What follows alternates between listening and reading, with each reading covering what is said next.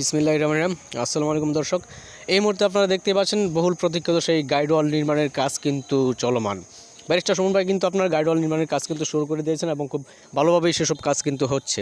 তো এখন আপনার যে গাইডওয়ালটা দেখতে পাচ্ছেন এটা প্রায় আপনার অনেক দূর লম্বা হবে, প্রায় হাফ কিলোমিটারের মতো লম্বা হবে। দুপাশ দিয়েই কিন্তু এই গাইডওয়াল নির্মাণ হবে এবং পাশেই কিন্তু আপনার পাকা রাস্তা হবে।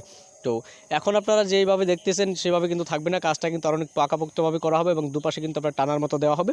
এবং এই গাইডওয়ালটা নির্মাণ করার পেছনে কারণটা হচ্ছে যে সেখানে বর্ষা মৌসুমে যেন কাদামাটি কিংবা আপনার বাড়ি বর্ষণে যেন সেসব রাস্তা থেকে মাটি যেন সরে না যায় এবং নদীর একটা গঠন কাঠামোটা যেন ঠিক থাকে।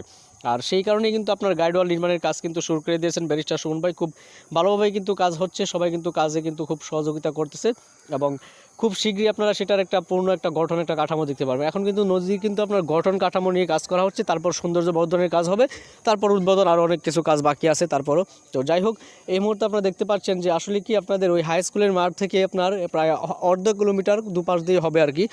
তারপর আবার ধীরে ধীরে বাকিটা নেওয়া হবে, কারণ কি এখানে কিন্তু কোনো প্রকার সরকারি কিন্তু অনুদান কিন্তু এখন পর্যন্ত নেই কিন্তু।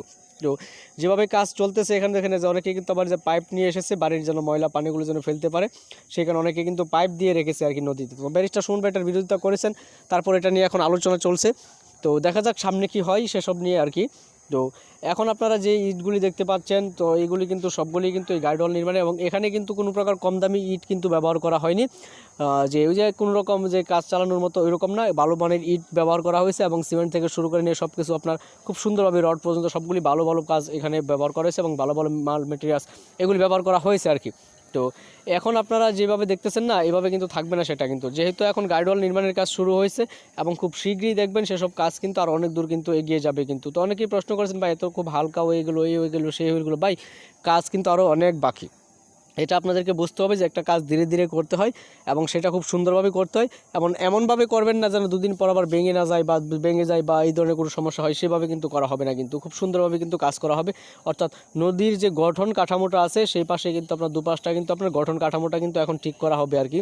তারপর থেকে আরেকবার নদী কিন্তু খনন হবে, আরেকবার কিন্তু নদী পরিষ্কার করা হবে, তারপর কিন্তু সেখানে আপনার সৌন্দর্য বর্ধনেরও কিন্তু কাজ কিন্তু অনেক ধরনের কাজে কিন্তু হয়ে যাবে আর কি।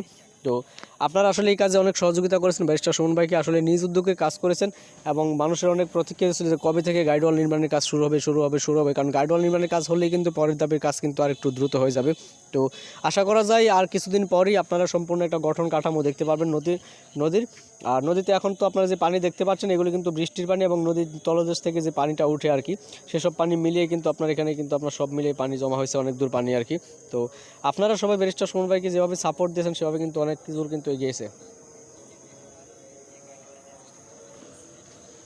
তো এখন এখানে যেভাবে দেখতে পাচ্ছেন না, ঠিক এরকম একটা গাইডওয়ালই সেখানে কিন্তু নির্মাণ হবে আর কি। আর এখানেই কিন্তু আপনার মেন মজাটা, কারণ কি দেখেন গাইডওয়াল নির্মাণ হলে কিন্তু অনেকেই কিন্তু ভাবেনি যে এত দ্রুত হবে, অনেকে ভেবেছে আরও পরে হবে, আরও সময় নেবে। তো সেসব কিন্তু এখন আর কিন্তু নেয়নি কিন্তু।